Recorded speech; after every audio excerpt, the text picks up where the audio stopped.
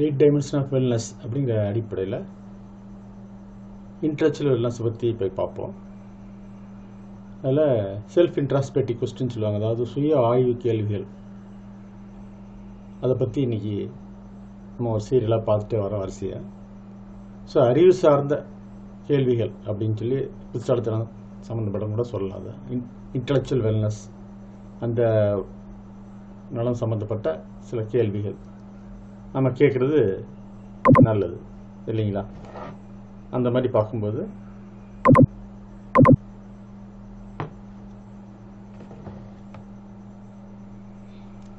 நம்ம சில கேள்விகளை கேட்கலாம். நம்ம ஏற்கனவே ஸ்பிரிச்சுவல் இதை பற்றி பார்த்துருந்தோம்.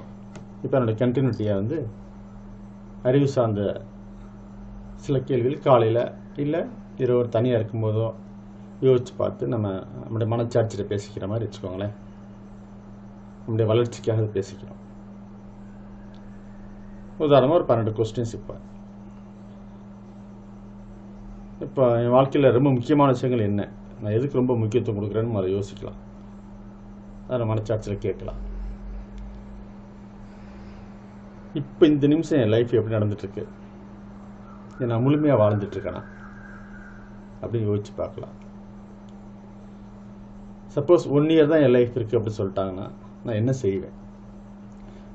இந்த அப்ரோச் ஒரு அற்புதமான அறிஞர் பிரியன் ட்ரேசி அவருடைய கோல் செட்டிங்கில் போட்டிருப்பார். லைஃப்பில் நான் என்னென்ன செய்ய போகிறேன்னு சொல்லிட்டு திடீர்னு அடுத்த ஒரு 6 மாதம் தான் நான் உயிரோட இருப்பேனா என்ன செய்வேன் அப்படின்னு சொல்லி அதையும் எழுதியிருப்பார் யதார்த்தமாக. ஸோ 2யுமே கணக்கு பார்க்க சொல்லுவார். அதனால் 1 இயர் தான் நான் இருப்பேன்னா எதுக்கு முக்கியத்துவம் கொடுப்பேன் அப்படின்னு சொல்லி யோசித்து பார்த்துட்டு அதை கொஞ்சம் கவனமாக அந்த கோல் நம்முடைய இலக்கில் எழுதிக்கிறது நல்லது. அதே இது கொஞ்சம் அப்படியே 1 மந்த்தாக இருக்க போகிறோம் அப்படிங்கிற மாதிரி இருந்தால் எதுக்கு இம்பார்ட்டன்ஸ் கொடுப்போம்? 1 வீக் தான் இருக்க போகிறோம், 1 நாள் தான் இருக்க போகிறோம், 1 மணி நேரம் தான் இருக்க போகிறோம்னா எதுக்கு இம்பார்ட்டன்ஸ் கொடுப்போம்? 1 மினிட்டு தான் இருக்குது வாழ்க்கையில், அப்படின்னா எதுக்கு இம்பார்ட்டன்ஸ் கொடுப்போம்? நாளைக்கு வாழ்க்கை இல்லை, கேரண்டேஜ் டாக்டர் சொல்லிட்டாங்க அப்படின்னு சொன்னாங்கன்னா எனக்கு இம்பார்ட்டன்ஸ் கொடுப்போம் அப்படின்னு யோசிக்க ஆரம்பிப்போம். இன்றைக்கி வரைக்கும் நான் செஞ்சுருக்கிறதுல மிகச்சிறந்த விஷயங்கள் என்ன, பெரிய விஷயங்கள் என்ன அப்படின்னு யோசிச்சு பார்ப்போம். உதாரணமாக இப்போ ஒரு பேச்சுக்கு சொல்லணும், ஒரு பார்த்தா நம்ம வெள்ள நேரத்தில் பார்க்குறோம், இல்லை பீரியட் டைமில் பார்க்குறோம், ஒரே ஒரு பையில் வச்சுக்கிட்டு போட்டில் கிளம்பி போகிறாங்க, ஒரே ஒரு சுட்கேஸ் எடுத்துக்கிட்டு வீட்டோடி கிளம்பி போகிறாங்க. திருப்பி எப்போ வெள்ளம் அடியுமோ தெரியாது, திருப்பி எப்போ நிலைமை சீரடையுன்னு தெரியாது. அப்போ அந்த ஒரு சூட்கேஸில் என்ன வச்சு கொண்டு போகிறாங்க, அது ரொம்ப முக்கியமான விஷயம். அப்போ அந்த மாதிரி அவளை தயாராக இருக்கோமா, ஒரு எமர்ஜென்சினா தயாராக இருக்கோமா? அந்த மாதிரி உள்ள வேறு மாதிரி எடுத்துக்கிட்டால் ஒரு தீப்பிடிச்சி எரியுது திடீர்னு. இப்போ நான் ஒன்று ஃப்ளாட்ஸ் நிறைய இருக்குது, ஏதோ ஒரு ஃப்ளாட்டை தப்பு பண்ணிட்டாங்க, தீப்பிடிச்சி எரிஞ்சிச்சு, அது நம்ம வீட்டை நெருங்கிச்சு கிட்டக்க. அப்போ ஒரு நிமிஷத்தில் முக்கியமான ரெக்கார்ட்ஸ் தூக்கிட்டு போகிற மாதிரி ரெடியாக வச்சுருக்கோமா? நம்ம முக்கியமான எல்லாம் தனியாக பீரோவில் போட்டு தனியாக ஒரு சூட்கேஸில் போட்டு அதை வச்சுருக்கோமா? அது இன்சூரன்ஸாக இருக்கலாம், இல்லை முக்கியமான செக் புக்கில் இருந்து நம்முடைய சர்டிஃபிகேட்ஸ்லேருந்து கூட இருக்கலாம். ஸோ அது மாதிரி எதுக்கு முக்கியத்துவம் கொடுத்து அதை பத்திரப்படுத்தி வச்சுருக்கோமா? இல்லை ஒன்று வேணால் நம்ம இறந்தே போயிட்டோம், நம்ம குடும்பத்துக்கு அடுத்த குடும்பத்துக்கு நமக்கு வாரிசுகளுக்கு தெரிஞ்சுக்கிறதுக்கு நம்முடைய பேங்க் டீட்டெயில்ஸ்லேருந்து பேசிக் டீட்டெயில்ஸ்லேருந்து, சப்போஸ் ஒரு பென்ஷன் வாங்குற ஆளாக இருந்தால் அவருடைய டீட்டெயில்ஸ் எல்லாமே வச்சு ஒரு சூட்கேஸில் வச்சுருக்கோமா? இதெல்லாம் குழந்தைகளுக்கு தெரியப்படுத்துகிறோமா அப்படிங்கிறது ரொம்ப முக்கியம். என்னுடைய குழந்தைகளாம் நான் சொல்லியிருக்கேன், இந்த மாதிரி இந்த இடத்துல இந்த செல்ஃபில் வச்சுருக்கேன், அப்பாவுக்கு எதாவது ஆச்சுன்னா இதை பார்த்துக்கலாம்ப்பா அப்படின்னு சொல்லியிருக்கேன். நான் அதனால தான் நான் வெளிப்படையாக சொல்கிறேன். அந்த மாதிரி ஒரு அறிவு சார்ந்து யோசித்து பண்ணிக்கிறது நல்லது. ஏன்னா எந்த நேரம் ஃப்ளட் வரலாம், எப்போ இப்போ நகரமயமாகிடுச்சு, எல்லாமே ஒரு மணி நேரம் மழை பெஞ்சு 2 அடி 3 அடிக்கு தண்ணி ரைஸ் ஆயிடுது, வீட்டுக்குள்ளே தண்ணி வந்துடுது. அப்படிங்கும்போது கீழே தரையில் வச்சுக்கூடாது, ரெக்கார்ட்ஸ் வச்சுக்கூடாது, கொஞ்சம் உயரமான இடத்துல வச்சுக்க நல்லது எப்போ பொதுவாகவே. அதே வீட்டில் திருக்குன்னு சொல்லி கொடுக்குறது நல்லது. ஸோ அதனால் இந்த மாதிரி என் லைஃப்பில் முக்கியமான பொருள்களை நான் முக்கியமான இடத்துல வச்சுருக்கேன்னா அதை அடுத்தவங்களுக்கு தெரியப்படுத்துகிறேன்னா. இப்போ எனக்கு தெரிஞ்ச ஒரு பெரிய மனிதர், எனக்கு பல விஷயங்கள் சொல்லிக் கொடுத்தவர், அப்படி செகண்ட் ஹார்ட் அட்டாக் வரும்போது இந்த மாதிரி 2 ரெக்கார்ட்ஸ் எல்லாமே பீரோவில் வச்சுருக்கேன், லேண்ட் சம்மந்தப்பட்ட பத்திரங்கள்லாம் பீரோவில் வச்சுருக்கேன்னு சொல்ல முடியாமல் அப்படியே கையை தூக்கும்போதே மயக்கம் போட்டு விழுந்துடுறாரு ஹார்ட் அட்டாக்ல. ஸ்ட்ரெச்சில் கொண்டு போகிறாங்க, அவர் சொல்ல விரும்புகிறாரு, எல்லா ரெக்கார்ட்ஸும் அதில் இருக்குது, இந்த சொல்ல முடியல அவரால். அது பொழைச்சி பின்னாடி வந்த பிறகு கிளாஸ் நடத்தும்போது சொல்கிறாரு, அப்போ நான் ஃபீல் பண்ணேன், அப்போவே எப்போவுமே சொல்லியிருந்துருக்கலாம் வீட்டில் அப்படின்னு சொன்னார். இது நடந்தது, உண்மையிலேயே அவர் சொன்னார் எங்ககிட்ட, அவர் செகண்ட் டைம் ஹார்ட் அட்டாக் வரும்போது. ஸோ இதை யோசிச்சு வச்சுக்கிறது நல்லது. ஈவன் நம்மளுடைய ஃபோனில் கூட ஐசிஇ இன்கேஸ் ஆஃப் எமர்ஜென்சின்னு போட்டு வச்சுக்கிட்டு ஒரு ஃபோன் நம்பரோ போட்டு ரிலேட்டிவ் யார் என்ன டீட்டெயில்ஸ் போட்டுக்கிட்டோம்னா, ஒரு ஆக்சிடென்ட் அப்படின்னா டக்குன்னு எடுத்தவொடனே முதல்ல பார்ப்பாங்க. இன்கேஸ் ஆஃப் எமர்ஜென்சினா அந்த ஃபோனை பார்த்துட்டு உடனே அவங்க ஃபோன் பண்ணி பேசுவாங்க. இந்த மாதிரி இப்போ கூட நம்ம நோட் பண்ணிக்கலாம். கொஞ்சம் டைம் எடுத்துக்கோங்க. இன்கேஸ் ஆஃப் எமர்ஜென்சின்னு போட்டு உங்களுக்கு ரொம்ப தெரிஞ்சவங்க அவங்களுக்கு தகவல் சொல்ல வேண்டிய அந்த ஃபோன் நம்பரும் ரிலேஷன் அந்த பேரையும் எழுதிட்டிங்கன்னா நல்லது. இந்த மாதிரி நான் எழுதியிருக்கேனா அப்படின்னு பார்த்துக்கிறது. அப்புறம் நம்ம நேர மேலாண்மை பற்றி ஸ்டீஃபன் கோஃபே, அமெரிக்க ஜனாதிபதிக்கு அட்வைசராக இருந்தார் இல்லையா, அவருடைய புக்கில் எழுதியிருப்பார். அவர் வந்து ஒரு 200 வருஷம் ஜெயிச்சவனை பூரா ஆராய்ச்சி பண்ணி பார்த்துட்டு என்ன பேட்டர்ன், என்ன பாணியில் அவங்க ஃபாலோ பண்ணுறாங்க அப்படின்னு கவனித்து அதை வந்து ஒரு புத்தகமாக எழுதுறாரு. ஃபஸ்ட் திங் ஃபஸ்ட்டு ஒரு புக் எழுதுறாரு அருமையாக. அந்த புக்கில் எழுதியிருப்பார், இந்த மாதிரி கம்பெனிஸ்லையோ இல்லை பர்சனல் லைஃப்லையோ ஜெயிக்கிறவங்க என்ன பண்ணுறாங்க அப்படி பார்க்குறாரு. அந்த மாதிரி பார்த்து ஒரு முடிவு எடுத்து அழகாக சொல்கிறார் அவர். அதாவது ரொம்ப அவசரம் அப்படின்னா ஒரு 20% தான் ஒரு நாளைக்கு அந்த வேலையை செய்யணும். முக்கியம் இல்லை, ஆனால் வேறு வழியில் நம்மளால் தள்ளி போட்ட அந்த வேலையை இப்போ அர்ஜெண்ட்டாக செஞ்சாகணும், அவசரமாக செய்யணும் அப்படின்னா ஒரு 15% செய்யலாம். அவசியம் இல்லை, அவசரம் இல்லை, 1% கம்மியாக இருந்தால் நல்லது அப்படிங்கிறாரு.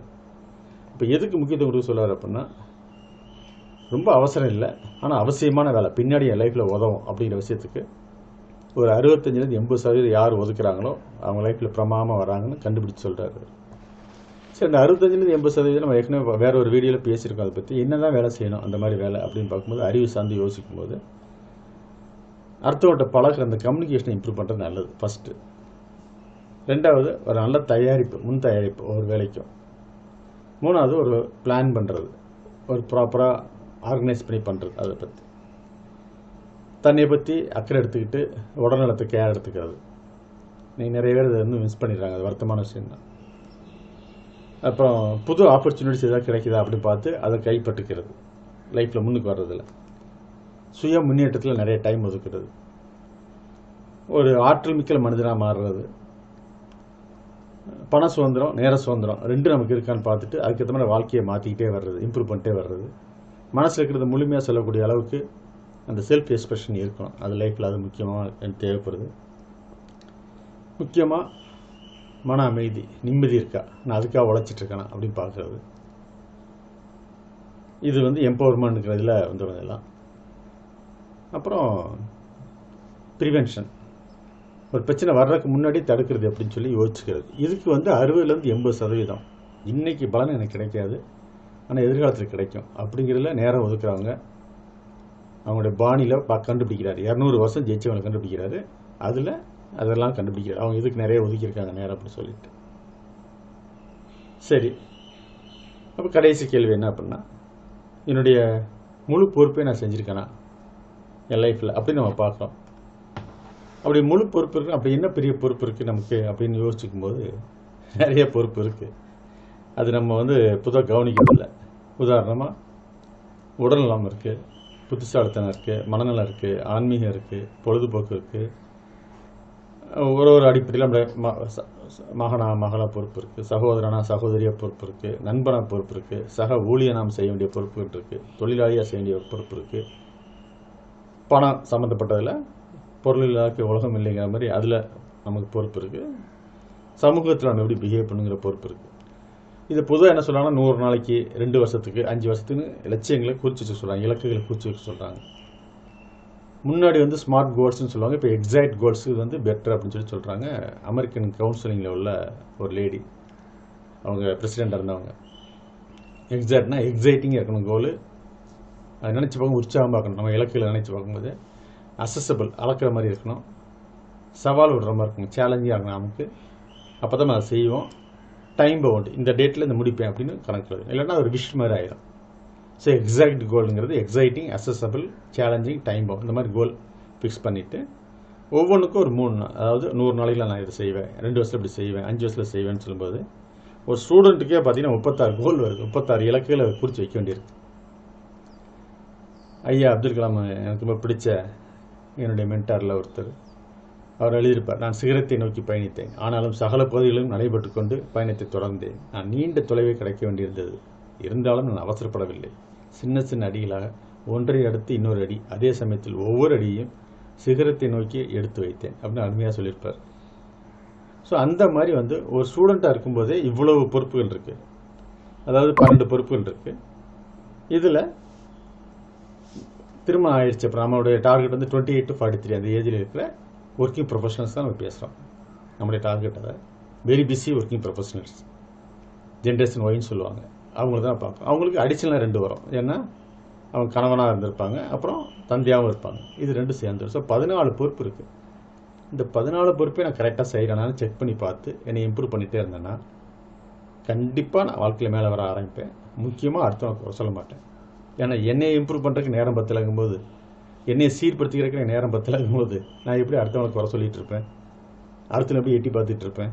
வாய்ப்பே கிடையாது. அதனால் இந்த கேள்விகளை நான் டெய்லி கேட்டு அதுக்கு ஒரு நிமிஷம் 2 நிமிஷம் ஆகும், அவ்வளோதான். அது ஒன்றும் பெரிய விஷயம் கிடையாது. இதை பழக்கப்படுத்திக்கிட்டேன்னா கண்டிப்பாக என் முன்னேற்றம் சீக்கிரம் கிடைக்கும், எனக்கு நிலையாக இருக்கும். நன்றி, வணக்கம்.